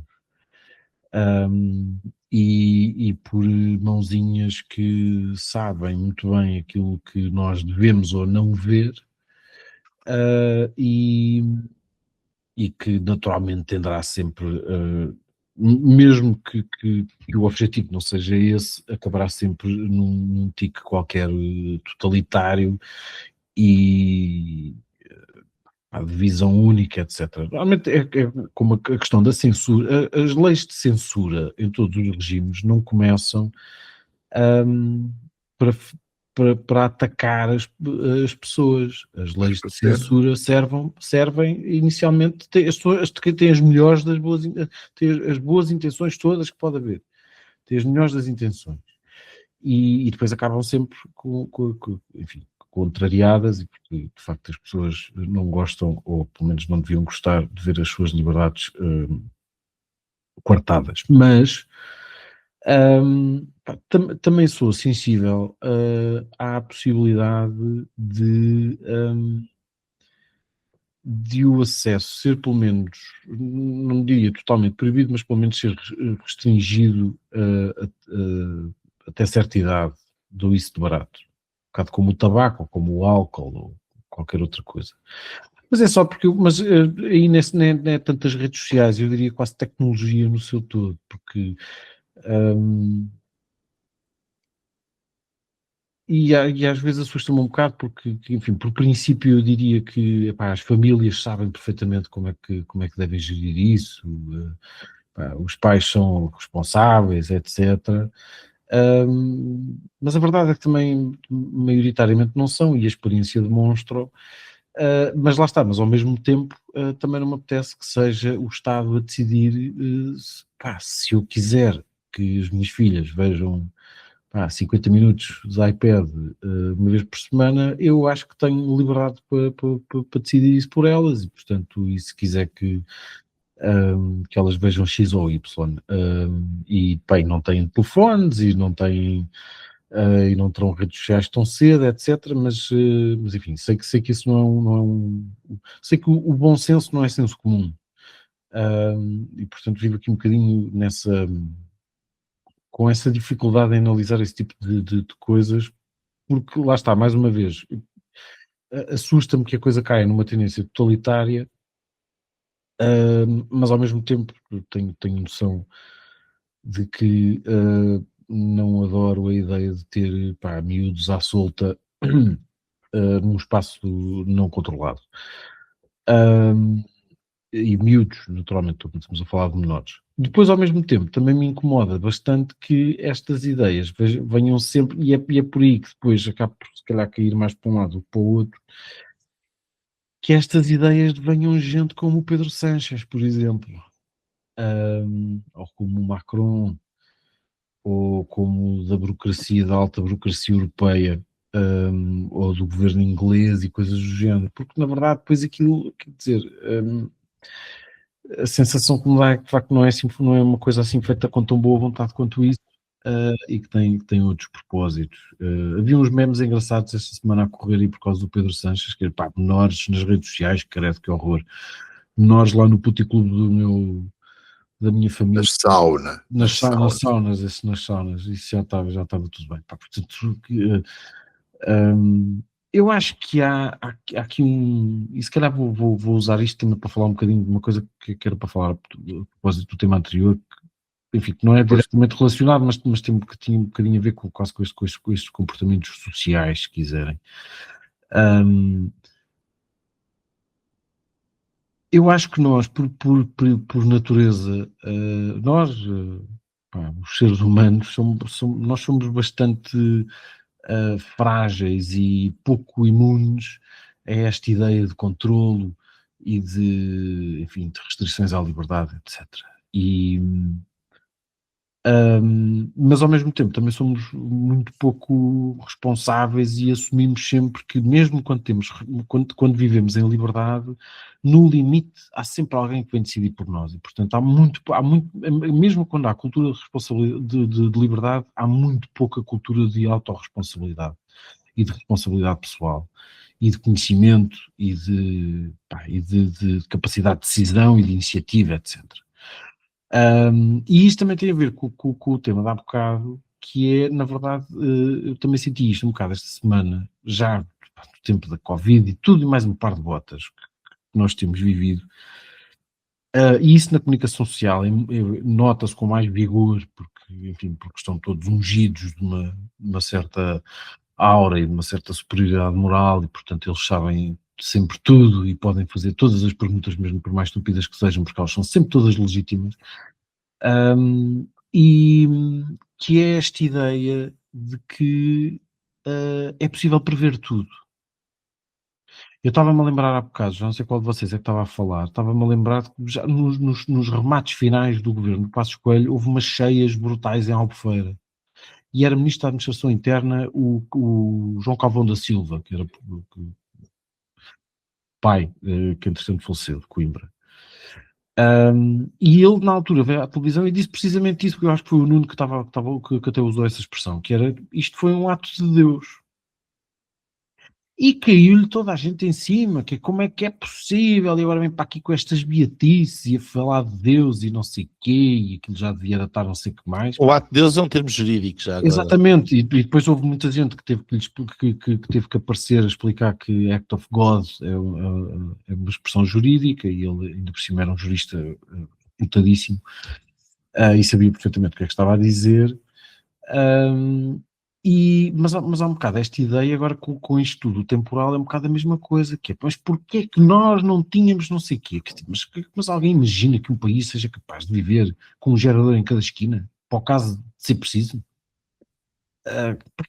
Não há, é uma incapacidade de olhar para aquilo que o país é capaz ou não de suportar e para a lógica das coisas, e passamos a assumir que, não, tudo aquilo podia ser prevenido. Tudo aquilo que acontece podia ser previsto e prevenido e evitado. E depois tudo aquilo que se esteja a fazer também podia ter sido sempre feito de outra maneira. Não quer dizer que em muitos casos não seja, e já fizemos aqui as críticas todas, enfim, mas eu vi jornalistas esta semana a perguntar ao ministro Leitão Amaro, que com todas as estupidez que fez ao longo da semana, se calhar a coisa menos estúpida que fez foi aturar este tipo de perguntas, que era alguém dizer, mas não avisaram as pessoas. E eu disse, pá, mas alguém não sabia que vinham eventos de 100 e tal quilómetros hora e não sei o que, para as pessoas ficarem em casa e quer dizer, o que é que estavam à espera que as pessoas fizessem? As sirenes, as sirenes que vêm aí da aviação nazi, talvez. Pois exato, quer dizer que tínhamos de ter construído em 2 horas, tínhamos de ter construído bunkers para toda a gente. Mas enviaram uma Os mensagem. bunkers é lixado, porque enchem-se de água, não é? Pois, sim, mas naquela altura ainda não era bem a chuva, era o vento e tal. A chuva podia não ser. Mas depois podíamos impermeabilizar o bunker também. Quer dizer, Ou casas nas árvores. As pessoas saíam do bunker e iam para as casas nas árvores. não, porque depois as árvores. Já não havia as árvores. Depois já não havia as pois árvores. é. Ficavam só assim a meio do tronco. Temos que fazer um plano melhor. Mas é um bocado isso, ou seja, cai sempre nesta estupidez de que há sempre uma pergunta qualquer mais idiota que nos fazia salvar a todos e que já não havia problemas nenhuns. Epá, e estas coisas acontecem. É um tema, eu sei que é um tema diferente e não quero recuperar aqui a conversa, mas ia só relacioná-la por causa dessa questão. Esta questão da liberdade é indissociável da questão da responsabilidade pessoal. E de nós temos a capacidade de perceber que há uma série de coisas na vida que nós não controlamos. Epá, e uma sociedade que se habituou a passar a acreditar em tudo, porque já não acreditava em nada, pá, que vive sem Deus, sem igreja, com o que quiserem, portanto, que se agarra aos santinhos mais imaginários para substituir esse tipo de coisas. Epá, de facto não me dá grande alegria e grande gozo em viver neste mundo de agora, mas e pronto, é isto, mas resto estou muito feliz. Não me dá grande alegria de ver este mundo de agora. Não. E com alegria, Nuno, o teu comentário. O assunto da liberdade de expressão e estes ataques pelo nosso amigo Pedro Sánchez e Macron. Por aquilo que o Nuno Poça estava aqui a dizer, porque isto é um tema que eu, aliás, tenho escrito abundantemente sobre ele. Pá, falso. Eu acho que há 1h30 que tu não falavas de liberdade de expressão. Não. Estava a falar disto que estás a falar aqui agora. Não era a liberdade de expressão. É aquilo que é o último, é o homem moderno, o homem alienado e é o homem que está habituado a viver em ambiente controlado, não é? Em umas dezenas de metros quadrados com ar-condicionado purificado, com acesso a todos os serviços, inclusive ao jantar que chega por encomenda de bicicleta no espaço de 15, 20 minutos, e que tem morangos no inverno. E, portanto, o que vive fora do tempo, vive fora da intempérie, vive longe dos animais, paira numa existência sem grande atrito e de grande facilidade. A verdade é que é óbvio que isto é sempre tudo relativo. Há pessoas que vivem muito melhor que outras, há pessoas que vivem no mundo moderno em grandes dificuldades e em ambiente até de tragédia. Mas são cada vez menos e são cada vez mais as pessoas que de facto vivem com o conforto que há 200 anos atrás nem os reis mais poderosos tinham. E portanto há aqui este primeiro dado, e isto tem aqui uma grande consequência de as pessoas estão habituadas ao seguro, estão habituadas a essa questão.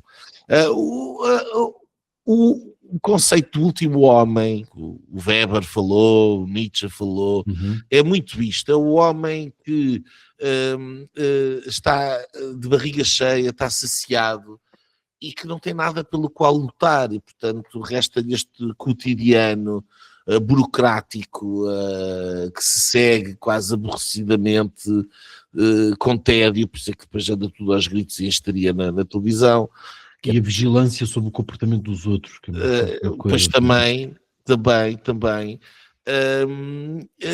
porque de facto o mundo moderno assim o permite. Mas volta ou não volta o mundo, aliás, o devaneio máximo desta loucura é a ideia de não ter pegada no planeta. Portanto, o homem é tão endeusado que já se pode dar ao luxo de viver desta maneira, mas pairando, sem pegada, sem estragar um galho de uma árvore. Enfim,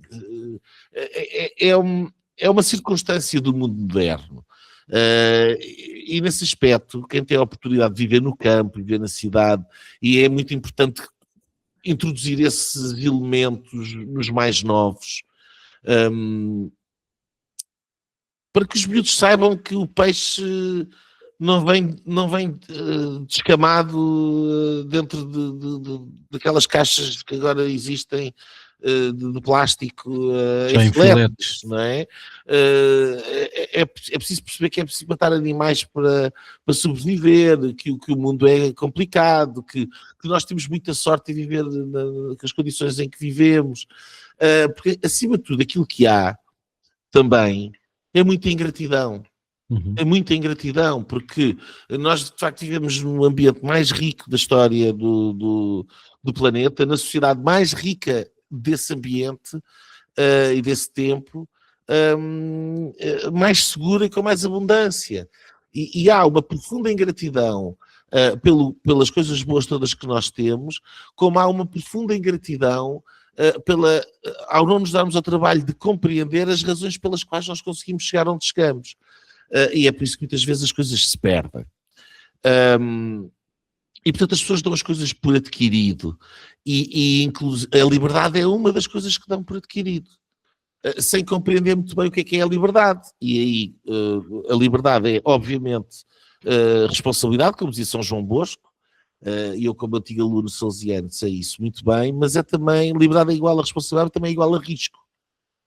E é essa uma das grandes problemáticas da vida moderna, é que aquilo que o Estado promete em troca da ausência de liberdade é a segurança. E a segurança é a ausência de risco. E a ausência de risco é a ausência de liberdade.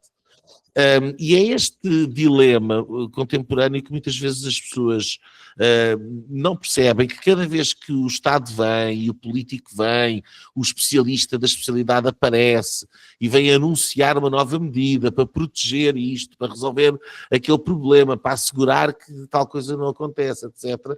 Cada vez que o Estado vem para ter mais uma função, para ter mais não sei o quê, no mínimo estamos a gastar mais dinheiro, portanto estamos a trabalhar mais tempo por ano para o Estado. Mas, portanto, no mínimo está-nos a custar qualquer coisa. No máximo está-nos a custar mesmo a nossa essência da liberdade. E assim chegamos à questão da liberdade de expressão. E eu aqui gostava de integrar isto aqui numa lógica um bocadinho mais abrangente, porque eu acho que a situação está-se a tornar, de facto, muito clara. Nós vivemos durante os últimos anos, o Covid revelou isto na sua perfeição, numa pinça que controlava completamente a narrativa mediática, a narrativa pública, a um ponto de autoritarismo já. E nós vivemos isso durante o Covid, em particular aquelas pessoas que se insurgiram, foram mais... olha, até nós aqui no Linhas Direitas, com os labéus, aquelas coisas, vai informar-se de não sei o quê, tarará, tarará, não se podia falar das injeções, não se podia falar disto, não se podia falar daquilo, etc.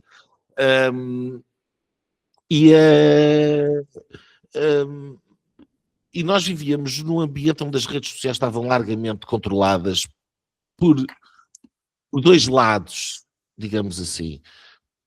Por um lado, pelo lado das empresas tecnológicas, pela narrativa do Partido Democrata no controle nos Estados Unidos e do aparelho de Estado norte-americano, revelado celebremente há pouco menos de um ano, quando se descobriu o escândalo do USAID, algo que os mídias portugues nunca trataram com o respeito que merecia. E pelo outro lado, pelas autoridades burocráticas de Bruxelas e da Europa, que têm vindo a fortalecer precisamente o controle da narrativa social, inclusive já chegando ao ponto de interferir em eleições, como aconteceu na Roménia, me aconteceu com a retirada de conteúdos também em outros diversos atos eleitorais pela Europa fora.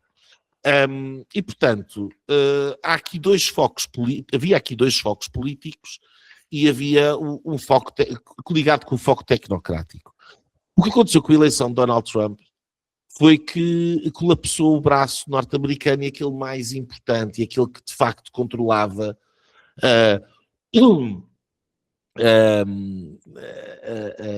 a narrativa dentro das grandes redes sociais. Deu-se isso e deu-se a aquisição do Twitter, depois X, pelo Elon Musk. Foram estes dois elementos, percebendo, disruptores, a vitória de Donald Trump e a compra do X por parte do Elon Musk antes da vitória de Donald Trump, e que ajudou a que isso acontecesse, e quebraram essa muralha e esse controle da narrativa. E aquilo que eu esperava, sinceramente, e falámos sobre isso aqui, foi que com o colapso através de deixar de ter o financiamento do SAID, com o colapso desse controlo, com o virar o disco dessas grandes empresas tecnológicas de redes sociais, de comunicação, etc., que passaram abertamente a estar alinhadas com a nova administração, debaixo da bandeira da liberdade de expressão, ao invés de ser os pontos de venda ideológicos do Partido Democrata, aquilo que eu esperava era que a pouco e pouco a coisa na Europa fosse mudando. Isso não está a acontecer. Aquilo que está a acontecer na Europa é um double down, ou um double up, neste caso. É um double up no sentido em que os esforços que no último ano têm sido feitos abertamente, com a história do Democracy Shield, com a história do Digital Service Act, e com toda a narrativa por parte das autoridades europeias, aquilo que se percebe é que não fazem intenções nenhumas de mudar de estratégia. E isto leva aqui a um embate. A um embate que vai acontecer de duas formas. Ou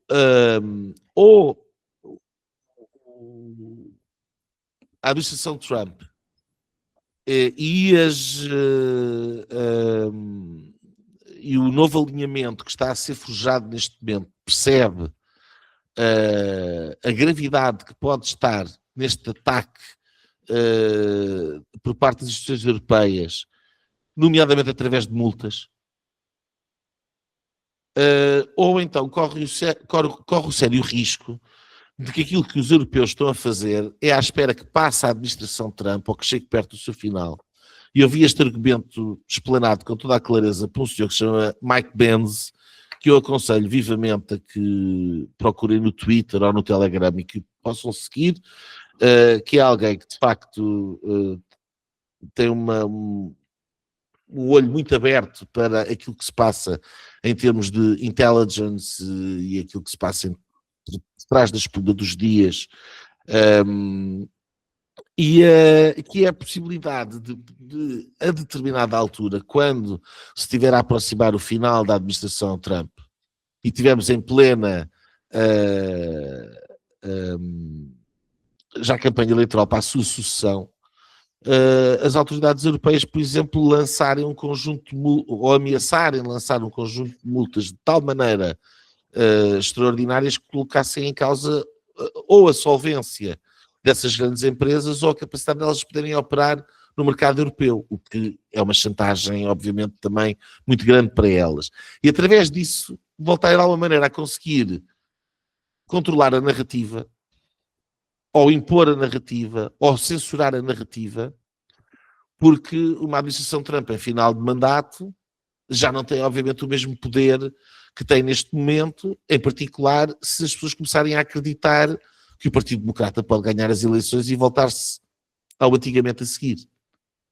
E corre-se o risco de que este ar fresco que se respirou, esta autêntica derrocada da narrativa mainstream que aconteceu com a vitória de Donald Trump, como em 2016, em 2020, face a 2016, seja desfeita a seguir. Este alerta foi dado pelo Mike Benz e eu acho que vale a pena pensar nisto e espero sinceramente que a administração norte-americana perceba que também é do seu próprio interesse garantir que as coisas na Europa mudam, não é olhar para nós como este apêndice e que eles, enfim, se quiserem vir atrás vêm, se não quiserem vir não vêm, porque a verdade é que em termos do dano que pode ser infligido, quer através das multas, quer através da ameaça de retirada de licença ou de autorização para poder operar neste mercado, a capacidade de influência deste bloco é muito grande. E, portanto, as coisas em política mudam e as coisas são o que são. E, portanto, mais uma vez, eu acho que a maior parte das pessoas... faz-me uma confusão. Eu no outro dia via... Desculpem o side note. No outro dia via o José Manuel Fernandes do Observador a falar a propósito dos artigos do Alberto Gonçalves, etc. E não sei o quê. E os meus elogios para o José Manuel Fernandes, que acho que é um exemplo de publicar todas as opiniões, mesmo aquelas com as quais ele não concorda de todo. E uma das quais será certamente a minha. E ele falava sobre como no Observador é difícil de apanhar pessoas que apoiem o Trump. Que há lá 2 ou 3, dizia ele. Não sei se estava a contar comigo ou não, mas eu serei seguramente uma dessas pessoas. Mas a mim faz-me sinceramente muita confusão. Como é que este lado da importância que o Donald Trump teve para a liberdade de expressão, para a restauração do ambiente mais democrático, para o fim do wokeismo que nos estava a ser enfiado pela goela abaixo, o transgenderismo e o negócio do transgenderismo, que pululava, quer dizer, não se podia dizer que não havia 2 géneros, e ainda em alguns sítios não se pode dizer ainda hoje em dia, na Europa. Esta distopia que nos estava a ser enfiada pela boca abaixo, se não vai acontecer, ou se não está a acontecer, pelo menos está parada neste momento, é graças a Donald Trump. E que isto não seja, que isto seja menos importante na cabeça das pessoas do que se o senhor tem umas tiradas que às vezes são um bocado brutas e não gostam, e que tem uma maneira de negociar à bruta, que é para querer o que quer na Groenlândia, atirou-se a dizer que pá e tal, e não sei o quê, passaram lá com um barco e deixou no ar que eventualmente até podia fazer isto ou fazer aquilo, e ficam todos muito ofendidos com estas coisas, e depois não são incapazes de ver o quadro que está à nossa frente. E voltando à questão da liberdade e da responsabilidade, se nós não fizermos um esforço por compreender como é que podemos manter a nossa liberdade, nomeadamente a liberdade de expressão, nós vamos perdê-la. Nós vamos perdê-la. Portanto, os jornalistas não podem estar à espera de que, e tal, a gente precisa aqui de um subsídio para safar um bocado as contas e equilibrar não sei o que, o balanço. Não podem estar à espera de dizer eu não posso falar aqui mal disto, não sei o quê, por causa das subscrições disto e não daquilo. É por isso que todo esse modelo do mainstream está a falir. E é por estar a falir que são altamente vulneráveis. É por estar a falir que são altamente vulneráveis a este tipo de medidas de controle. E, portanto, eu calmo, mas isto é para relembrar que há aqui uma guerra que está a acontecer neste momento. Há uma guerra que está a acontecer neste momento. As autoridades europeias são o lado errado, o lado mau, são os maus da fita nesta guerra que está a acontecer. A administração Trump e os esforços pela imposição da liberdade de expressão no mundo público e publicado ocidental são os bons da fita. E, portanto, nesta guerra que está aqui a acontecer, mais uma vez, são os americanos que estão... que são a nossa esperança de liberdade. E não perceber isto é não perceber rigorosamente nada do que está a acontecer. E afelismo com ao lado, em Portugal, nós passamos. Enfim. Desculpe, a tirada já vai longa. Sim, e estamos aqui cansadinhos e tal, e gostávamos de ir dormir mais cedo, mas pronto, mas é o que é, eu também tenho umas coisitas para dizer, vamos lá. Não, eu acho que historicamente os políticos não perceberam, ou perceberam muito tarde, o quão importante iam ser as redes sociais. Vamos lá ver, há 15, 20 anos, quem é que andava na internet? Andavam os maluquinhos dos blogs e dos fóruns, e aquilo não chegava a ninguém. Quer dizer, tu escrevias uma coisa qualquer, aquilo chegava a 50, 100 gajos. Pronto, tá. Alguns mais populares podiam ter 1000, 2000, mas não era um espaço que chegasse à população em geral. Quando tens as primeiras redes sociais, acho que em Portugal era o Wi-Fi, não é? Tinhas o Orkut da Google, tinha aquelas coisas todas, mas eram todas muito regionais e para os amigos, depois as avós e as mãezinhas foram lá meter os gatinhos e as fotografias dos netos, depois também havia umas coisas que era mais para o engate, até que com o Twitter, especialmente com o Twitter, veio a questão política. E enquanto aquilo esteve mais ou menos controlado, porque os selos azuis ou cinzentos na altura eram para pessoas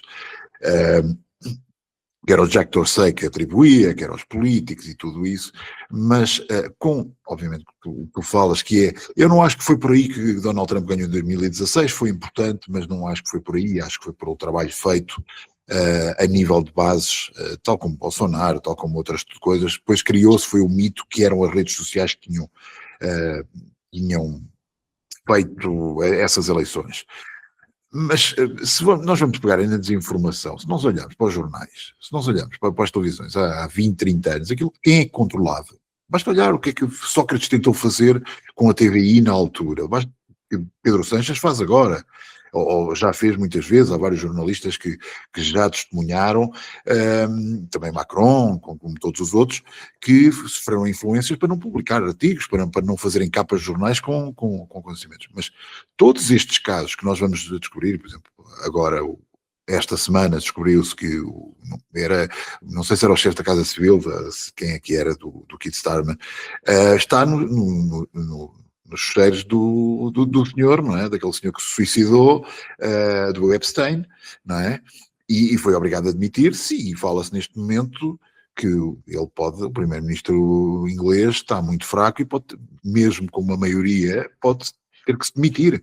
E isso de onde é que veio? De onde é que vieram os casos do Pedro Sanches? Quem é que os divulgou? Não foram só redes sociais, foram os jornais, mas as redes sociais tiveram, especialmente o X, teve muita importância a fazer, a nos dar a informação, quando tudo é muito controlado, quando tu tens jornais que hoje, já falei aqui do caso do jornalista do El Mundo, que foi à sauna do senhor Sabino, ou lá como é que ele se chamava, o sogro do Pedro Sanches, que divulgou tudo, tinha a reportagem toda feita, e um jornal que é de direita não publicou. E semanas depois teve um grande contrato comercial de anúncios do governo espanhol. E, portanto, essas pessoas não tiveram que ir para as redes sociais, tiveram que se demitir dos grandes meios de comunicação e começar a divulgar. E depois, passado 2, 3 anos, tal como aconteceu com o Covid, tal como aconteceu com uma série de situações, com a manipulação das eleições americanas de 2016, que hoje já todos percebemos que é um facto, mas que durante anos foi considerado desinformação. Era um golpe de Estado. É bom que especifiques que a manipulação foi do lado do Partido Democrático. Claro, exatamente. As notícias é a Russian Collusion, não é?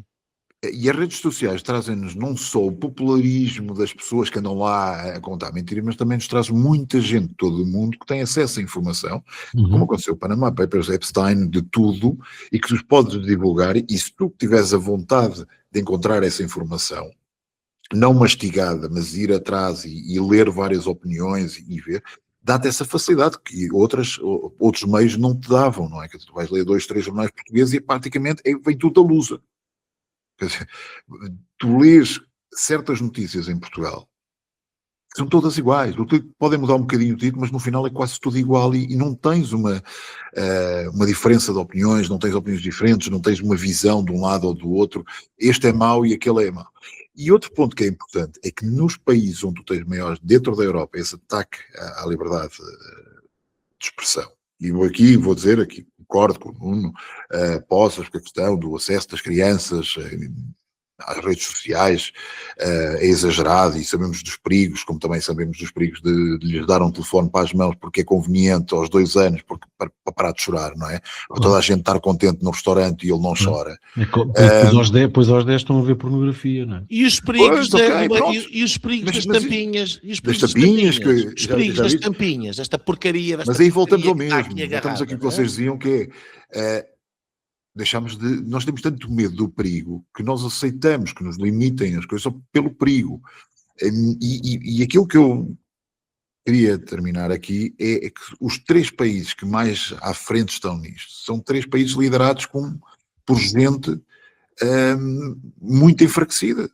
Em França, em Inglaterra, mesmo com uma maioria, mas quer dizer, basicamente é um governo que não está, se forem eleições agora, tem um colapso. E Espanha. E a Alemanha. Mas eu não vejo a Alemanha neste momento a liderar este processo. Bem, as pessoas vão presas e têm... Sim, mas isso já vem de trás. Não é propriamente com este governo, vinha de trás. Certo, já vinha, mas não foi mudado. Pronto. Não foi mudado, tá bom. Como aqui acontece, como em Portugal acontece, que o Montenegro, não foi o Montenegro que fez as asneiras, mas também não as muda, não é? Quer dizer, as coisas continuam lá.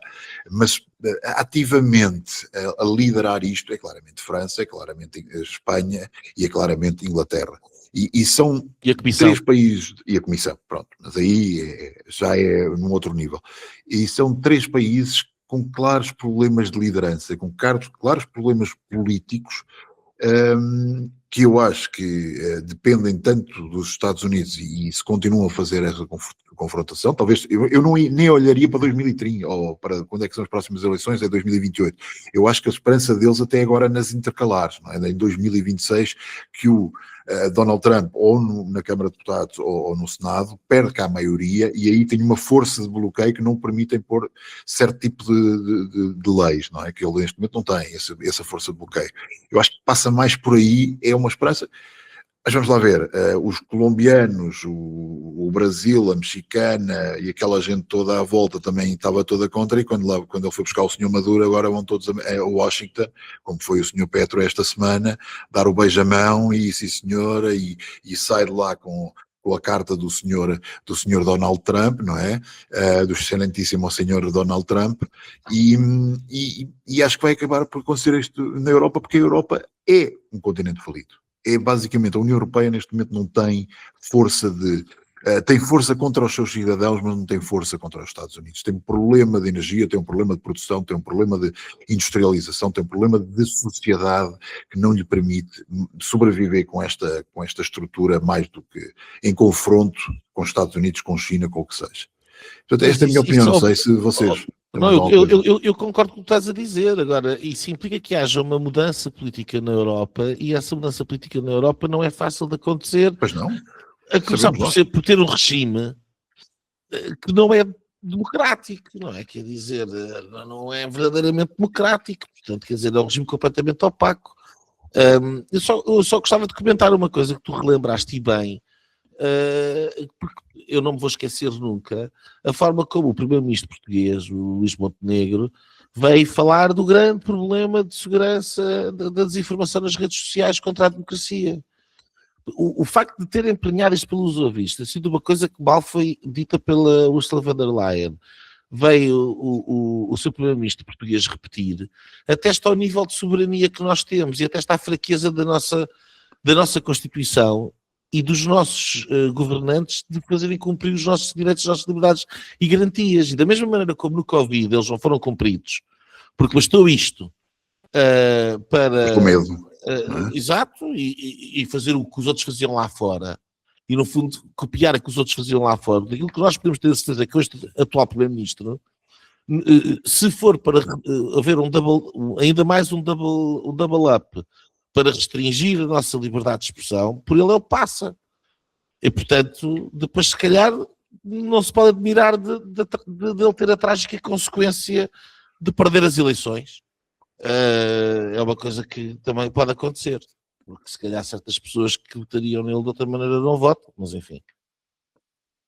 Nuno Gonçalo Poças, mais algum comentário? Não, acho que não. Ou vamos às linhas? Sim. Então, começa tu.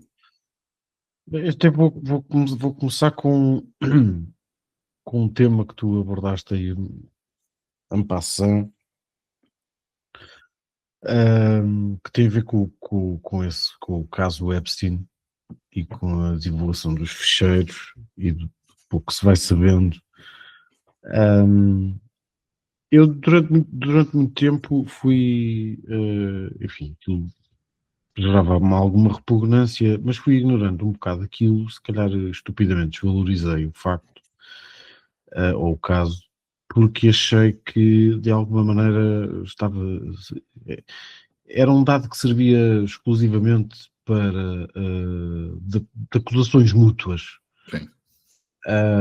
E portanto que ou servia para destruir Donald Trump, ou servia ao contrário para destruir democratas ou outra coisa qualquer. E era aquelas histórias maravilhosas de Bill Gates e mais não sei o quê, Sim, que divertiam, mas não adicionavam nada, não é? Sim. Aquilo que me tem assustado mais ultimamente, foram soltados aí agora milhões de ficheiros e documentos, não sei o quê, é que eu temo que se esteja perante uma coisa mais ou menos evidenciada, que é quase uma espécie de submundo à escala global, e que eu acho que de alguma maneira nos pode pôr a pensar numa série de coisas, nomeadamente ao nível ou ao volume que o planeta tem relativamente a tráfico de pessoas e ao desaparecimento de menores, enfim, que eu não sei se relaciona diretamente ou não com o caso do Epstein, mas na verdade, enfim, tudo isso me deixou a pensar nisto. E depois lembrei-me dos casos portugueses, do desaparecimento da Maddie McCann, do processo de Casa aparece nos Pia, fecheiros. que aparece nos fecheiros, Exatamente. exatamente. Do processo de Casa Pia,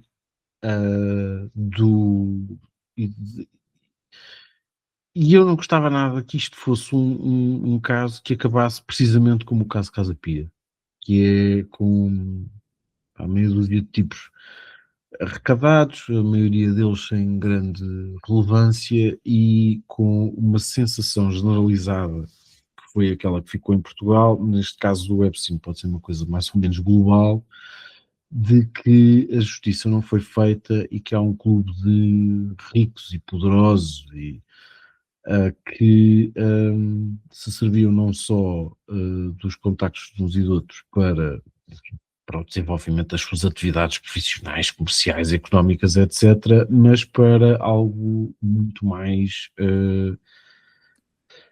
sei muito bem como é que é, repugnante, vou usar essa expressão.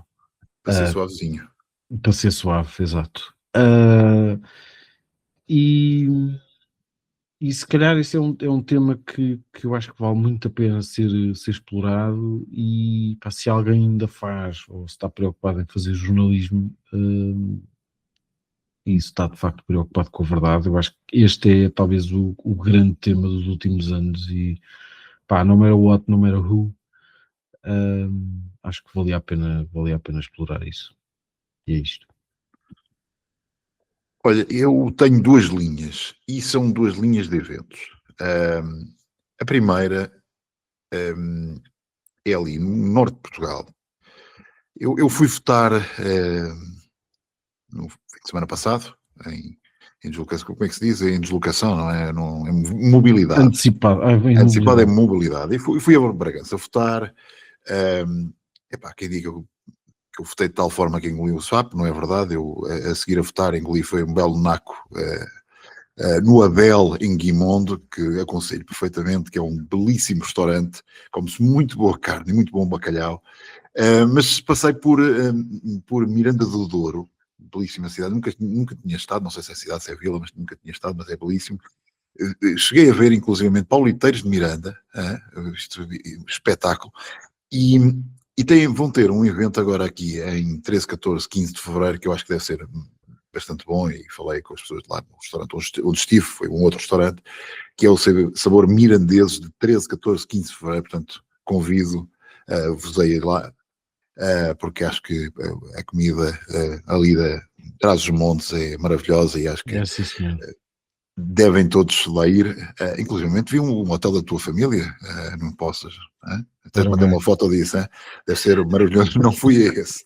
O outro, agora fora, um pouquinho mais sério, este ano, o ano passado falei bastante aqui do Madrid Economic Forum, excelente, que acabou com a presença de Javier Milei, tive a oportunidade de ver ao vivo, mas não só, excelentes oradores da área liberal, conservadora, espanhola, grandes nomes, muitos não chegam a Portugal, mas que é pena, porque há um nível de discussão muito superior àquilo que nós vemos. Este ano vai-se realizar outra vez, num formato diferente, será só um dia, não é um fim de semana, não sei se Javier Milei será convidado, isso saberemos nas semanas anteriores, mas será no dia, deixa-me ver aqui as minhas notas, para eu não me enganar, no dia 14 de março, eu já comprei o meu bilhete, este ano vou lá mesmo para baixo, para o caso do Leão entrar, para saltar quase para o palco a cantar com ele, e será no Palácio Vista Alegre, em Carabanchel. Portanto, aconselho vivamente os nossos ouvintes a participarem, porque é um evento fantástico. Algumas pessoas muito interessantes, eu acho que nós vamos, durante as próximas semanas, colocar informação sobre este evento, a ver se convencemos mais alguns portugueses a lá irem e a terem contacto com pessoas como o Raul, inclusive o Ivano Espinosa Monteiros, que ainda não confirmou, mas eu acredito que vá, já não lembro, o mestre galego, que eu não me recordo agora o nome, o libertário, que é absolutamente, é um espetáculo, não que eu concorde com muitas das coisas que ele diz, mas é um espetáculo em público, e acho que é um evento muito, muito interessante, especialmente numa Espanha que atravessa o momento que atravessa, e continuar a ouvir estas pessoas que não se calam, têm os seus podcasts e continuam, e que durante muito tempo foram atacadas pelos meios de comunicação de Pedro Sanches e que hoje demonstram uma força incrível e começam a motivar cada vez mais pessoas. O ano passado o primeiro evento em Madrid foram 7.000 pessoas e vamos lá ver se eles este ano conseguem ter ainda mais, sendo um evento um bocadinho mais pequeno, e seria interessante ter gente também desse lado da fronteira. Já convidei algumas, já fiz alguma pressão junto a alguns grupos políticos e think tanks portugueses, vamos ver se consigo convencer alguém. Nuno Lebreiro, tu agora. Olha, a minha linha também é sobre o Epstein, sobre os Epstein Files. Eu tenho estado, aliás, esta coisa do Epstein já vem desde há muito tempo. Desde que o suicidaram? Sim. Não de suicidar. Eu ainda sou do tempo em que postava memes no Facebook sobre ele não se matou. Mas ainda me lembro da história, essa história da uma reportagem no Observador. Eu vou de ser amigo da Hillary, como muitos outros. Não é? Já passou os 50.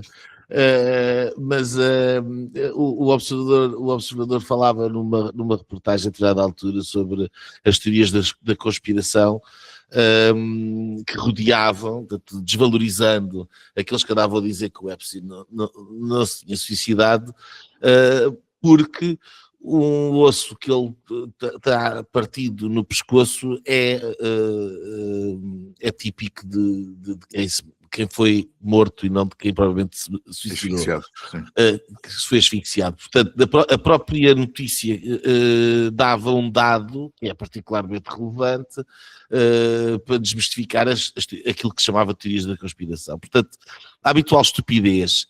Aquilo que sempre rodeou o caso do Epstein, obviamente, era, queria-se saber os contactos e queria saber quem é que lá estava, mas era a questão da ilha e a questão da pedofilia, mas isso é uma das vertentes do Epstein. Sobre esse lado,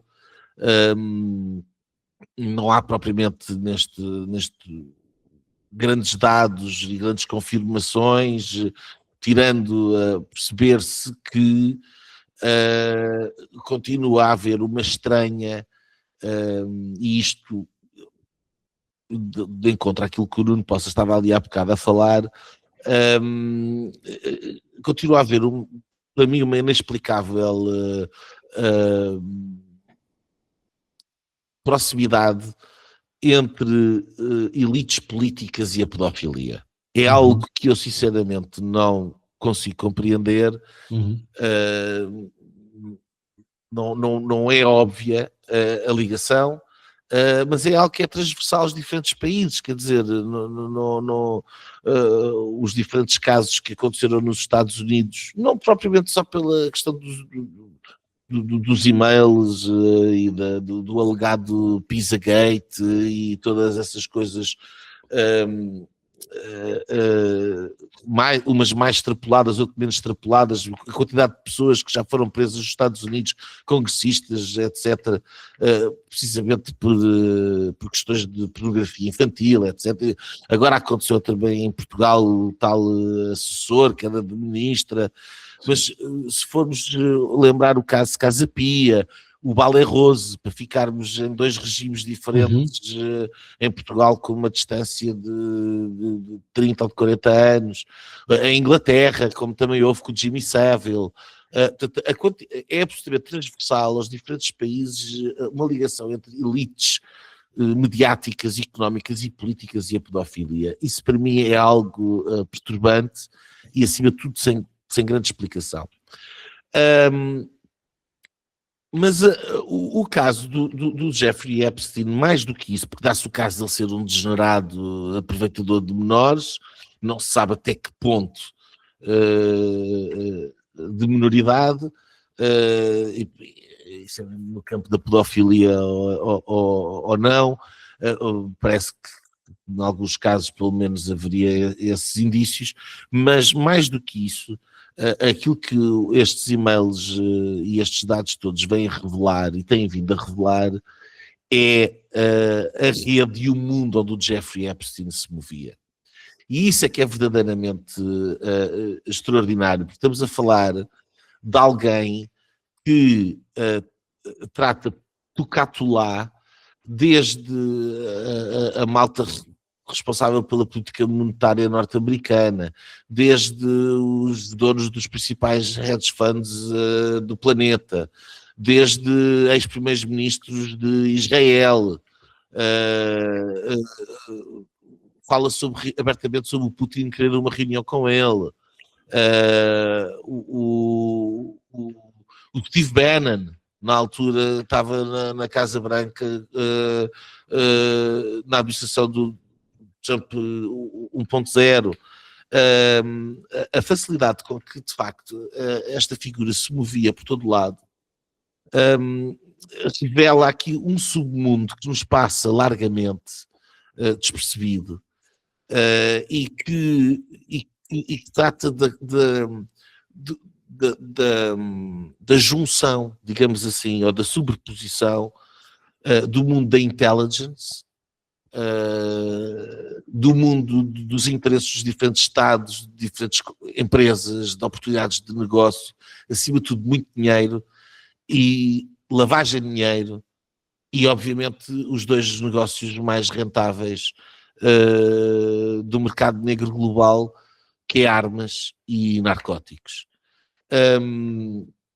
E o tráfico de pessoas. E também o tráfico de pessoas, mas neste caso em particular, porque a questão das armas e a questão dos narcóticos é uma forma de lavagem, está intrinsecamente ligado, eu queria dizer o crime organizado, que era o que me faltava.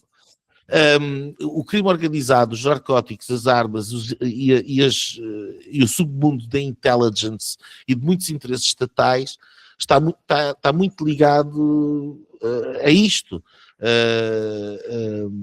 a ter que se financiar para operações que na sua essência são necessariamente ilegais.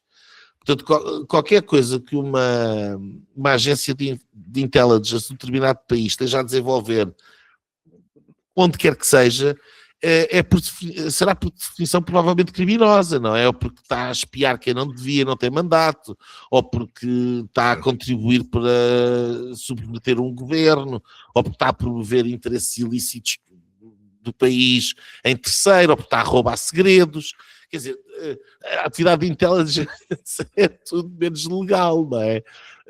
Se fosse legal não era preciso todo esse submundo. E aquilo que se percebe do Jeffrey Epstein é que é alguém que claramente movimentava como um peixe na água nesse submundo. quer lidando com interesses estatais diversos, quer lidando com as diferentes agências de intelligence, nomeadamente israelita e a CIA, quer com tudo o que é hedge funds, até temos a oportunidade de ver, por exemplo, a forma como algo crescentemente, juntamente com o Bill Gates, estavam a conjuminar formas de ganhar dinheiro com pandemias e no negócio das vacinas. Pronto, que obviamente foi claramente rentável e muita gente ganhou com isso durante a Covid-19. Portanto, obviamente que há muito ali ainda por explorar, mas acima de tudo aquilo que eu retiro, além dessa perplexidade, que já é antiga e que não é propriamente novidade da ligação entre a pedofilia e as elites, é de facto o nível de intimidade com que o Jeffrey Epstein tratava um conjunto de pessoas, e de brincadeira, e até de trollar, etc., não sei o quê. E que claramente revela um bocadinho como este mundo que nos passa completamente ao lado, ou debaixo do nosso nariz, manda muito mais e influencia muito mais do que nós imaginamos que isso possa fazer. Um terceiro e último ponto sobre a questão Epstein na Índia dos fecheiros. Não há Trump. E eu acho que isto é importante, porque aquilo que era, durante muito tempo falava-se porque é que havia uma cobertura por parte da administração Biden em relação à questão do Epstein, e um FBI na altura completamente maniatado por interesses políticos do Partido Democrata, porque é que aquilo estava escondido. O Donald Trump prometeu que revelava. Depois, de repente, por alguma razão que me parece um bocado idiota, porque se calhar imaginavam que o Donald Trump não faria o que fez, não sei. Posso dizer-te que há uma teoria que havia documentos enfiados ali no meio a tentar incriminar não só Donald Trump. Desde aqueles que tratam o presidente Trump, ainda é homem, não era presidente. Sim, havia uma série, e isso teve que se fazer uma filtragem, não só a ele, mas a muitas outras pessoas, ver o que é que era verdadeiramente real e o que é que tinha sido ali nos últimos momentos da administração Biden, quando se percebia que a coisa ia correr mal, pela inteligência americana tentar enfiar ali algumas coisas que não fossem propriamente. Seja importante de ver que uma coisa são alegações, não é? Quer dizer, ali naqueles fecheiros estão todas as alegações, desde os maluquinhos... Mails enviados a ele próprio, coisas assim. E os malucos que se acham eles próprios, sei lá, raptados por minhocas gigantes da terra plana, e que estão ali a fazer alegações, e que falaram com agentes do FBI e que fizeram um log file, e que esses documentos estão ali presentes. Portanto, não é só pelo facto de estar uma coisa escrita naqueles documentos que faz que ela seja verdade. E aquilo que se comprova, ou que se comprovou no fim, é que todo aquele alarido que os democratas andaram a fazer sobre o dossiê Epstein, e que trouxe isto um bocadinho para a ribalta, no final era uma manobra de propaganda, porque a única coisa que sai dali em relação ao Trump é até saber-se que o Epstein andava feito com outro tipo chamado Wolf, para precisamente desacreditarem o Donald Trump, e portanto não havia qualquer espécie de ligação. Em contrapartida, os Clinton vão ter que testemunhar sobre as idas à famosa ilha, e isso são claramente episódios não perca o próximo episódio, que nós também não é? Aí sim, acho que vai ser interessante, e acho que ainda vão haver outras revelações a seu tempo, até porque isto é um dos sacos do batch de e-mails e de fecheiros. Há outros de outras agências e de outras que eventualmente a seu tempo também virão a público, e é sempre bom, porque é uma forma de, lá está, destapar este submundo. Mais do que coisas bombásticas, é de revelar este submundo e estas ligações que são importantes para perceber como é que o mundo realmente funciona, muito diferente daquele branco e preto que nos é vendido pelos arautos das virtudes. Olha, só comentar, não é normal comentar a nota dos outros, mas a linha dos outros, mas é uma das coisas mais interessantes foi a do Bill Gates, que ele nunca tinha falado sobre isto. surgiu aquele e-mail que o Epstein envia a ele próprio, não é? Quer dizer, Certo. mas depois, Do tal não Boris. não por isso, mas pela entrevista que a ex-mulher, a Melissa Tirou Gates, completamente para baixo do comboio. e é inacreditável. Ela não diz muito, mas claramente confirma que muitas coisas se passaram ali e que teve que Ela já sair do tinha dito casamento. a quando Sim, do mas divórcio. a forma como ela diz esta entrevista é brutal. E atirou, e ele é obrigado a dar uma entrevista, a tentar arranjar desculpas, e ali, se há fumo, há fogo. Não? E ali há muito fogo. Mais uma vez, quem quiser ter uma visão não ideológica, e o Mike Benz é capaz de ser das fontes mais interessantes do que diz respeito também a esta questão dos Epstein Files. Muito bem, chegamos então ao fim deste Linhas Direitas. Já sabem, aqueles que ainda não votaram terão a oportunidade de votar no domingo, isto é, se o André Ventura não conseguir adiar as eleições. Senão é no outro domingo, e lá teremos mais um programa a encher chouriços antes das eleições. Esperemos que não. Pronto, e olha, se tiverem que engolir sapos, engulam, ou engulam pimentos assados, tortilhas de batata, polvo na brasa, ou uma bela posta mirandesa. Voltamos para a semana, sabem que nos podem seguir nas redes sociais, todas elas, estamos em todas elas, eu já perdi a conta em quantas é que estamos, mas cá estaremos para a próxima semana para analisar os resultados. Não estamos nos fecheiros, pelo menos ainda ninguém me encontrou lá. Não. Portanto, estarei em outros fecheiros, provavelmente, mas não nesse, e portanto nunca cheguei a esse nível. Mas cá estaremos na próxima semana para analisar os resultados, não as nossas previsões, porque não fizemos previsões desta vez, para não falhar de novo, mas para a semana cá estamos.